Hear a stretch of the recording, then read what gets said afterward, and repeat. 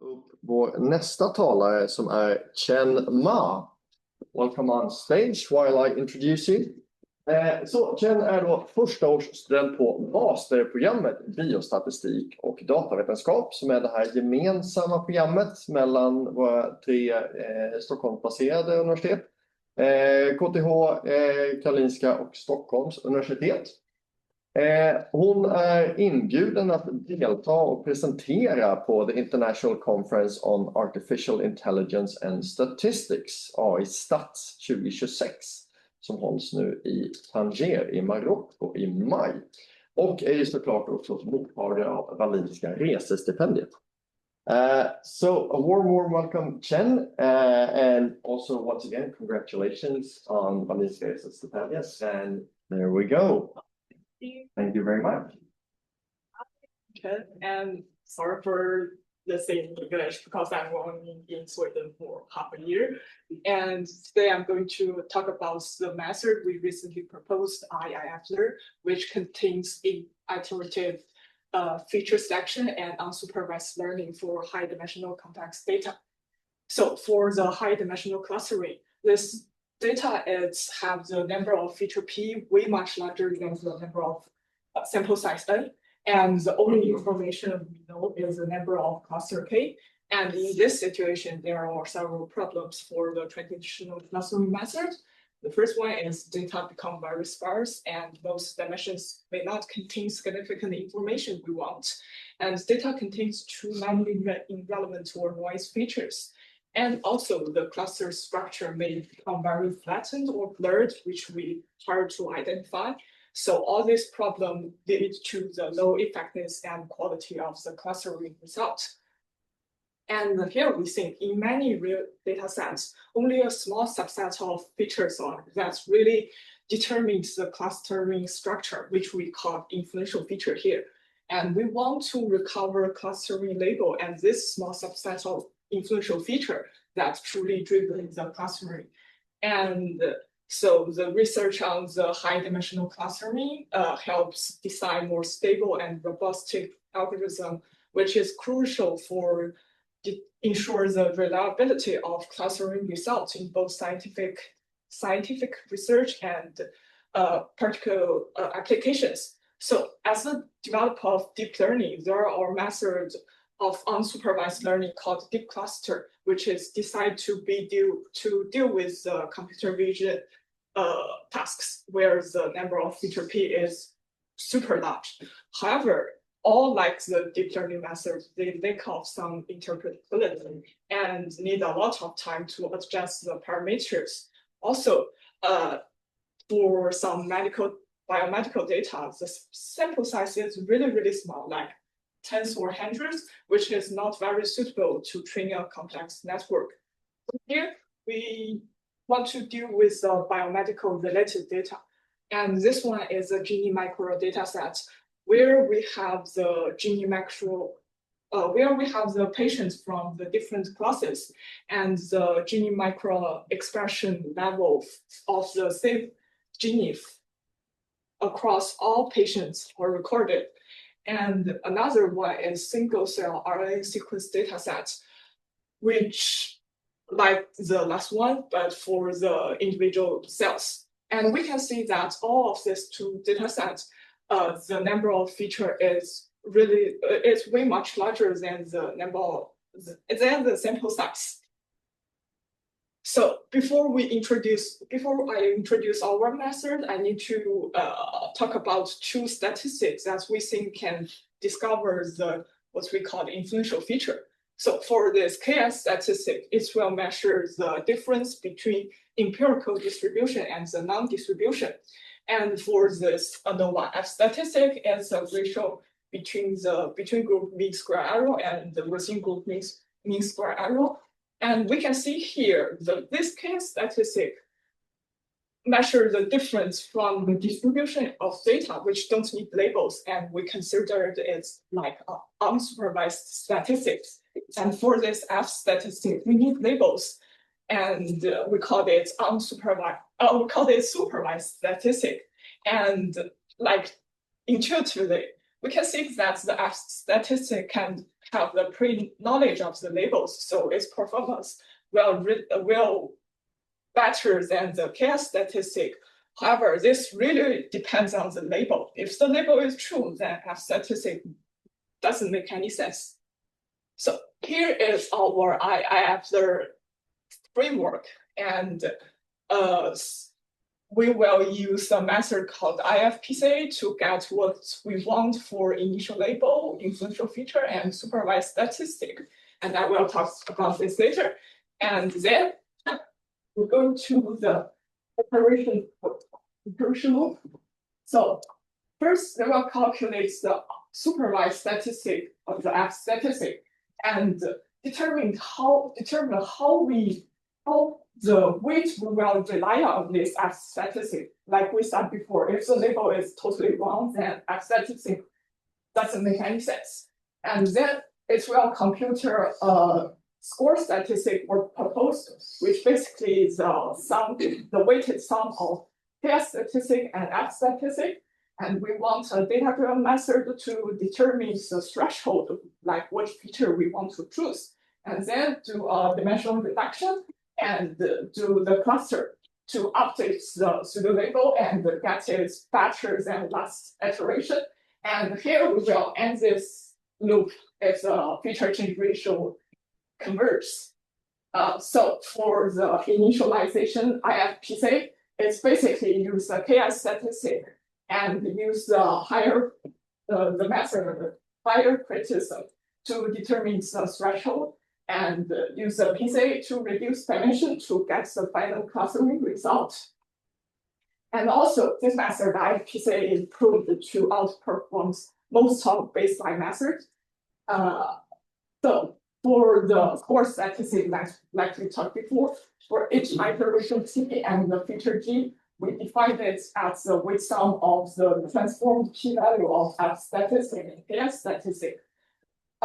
So here the problem becomes to how can we determine weight automatically for each operation?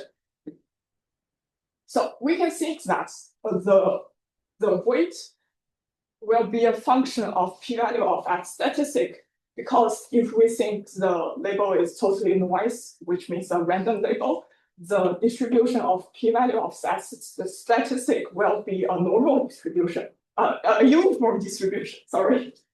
And then here we will do a hypothesis test on this uniform distribution for the p-value of F statistic to determine the reliability of the F statistic. And here we will call a set of p-value pi1.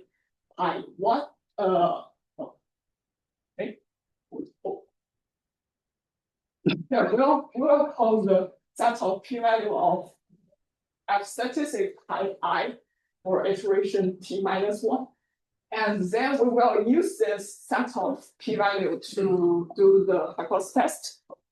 And this is how we get the p-value from hypothesis test. And we will call it still p1 first. Yeah, and this is mathematic. That's what we do, and then we will transfer this P1 into our real weight here, omega, and the constant C here will give a different importance of the F statistic, which means however, at the beginning stage, which is value P1 goes to 1, we still hope F statistic to take part in, because we already know that IFPCA will give a pretty good initialization. And when P1 goes to rate 0, which means weights gradually approach to 1, and the F statistic becomes the domain part. And no matter what say it, and here we will give a range of say is 0.35 to 0.6. And we will prove that our method is not sensitive to the choice of C later. So after we get the 4 statistics here, and this is how we use the higher criticism threshold by getting its p-value and determining the threshold. After the feature selection, we'll do a dimensional reduction. And here we mainly compare two methods, Laplacian eigenmap and the PCA. So as you can see here, the Laplacian on the right one is better than the PCA because we can see that the Laplacian eigenmap is designed to deal with nonlinear separable data. So yeah, it will be better, and I will prove the assumption later. And finally, we will use k-means for cluster and update the pseudo label. And this is detail for our methods. And here we can see its application on real data set. This is the accuracy for each method and each data set. We can see that our method IF Laplacian have the highest rank and lowest regret, which captures how far away the results deviate from the best performer for each data set. And as you can see, some of the data sets reported the standard error, and some of them doesn't because they don't have. So theoretically, the only randomness from our method is from k-means. So that means not only our method can provide good clustering results and reliable influential feature, but also stable and generalize very well for different data sets. So in the real data sets, we don't know the real influential feature. And so we want to do some simulation study which we can control the number of influential feature and the signal strength of influential feature. For this systemic data set, the data is linear separable and the sample size equal to 500, the level of feature equal to 5,000, and there are two clusters, 4 relative strong signals and 100 weak signals.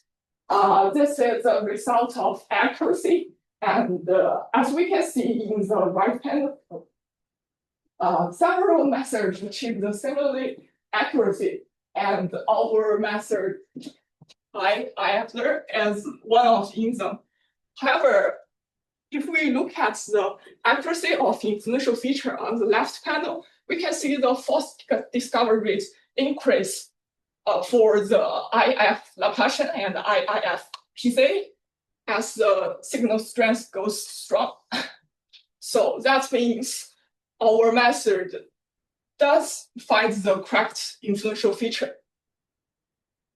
And this data is non-linear separable. And the sample size, the number of features, the number of influential features goes here. And we can see as the dimensional increase, the method performance decrease like we expect.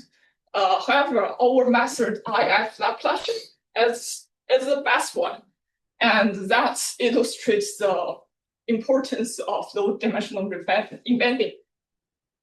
So for this experiment, we want to test the robustness of our method. For this table, IFPCA means use IFPCA as initialization. Random means use the random seed as the initialization. And there are two clusters. So if the result is better than the 0.5, it shows the improvement. And there are the results for the different seed. We can see that across all the variety of seeds, the result of our method is quite stable.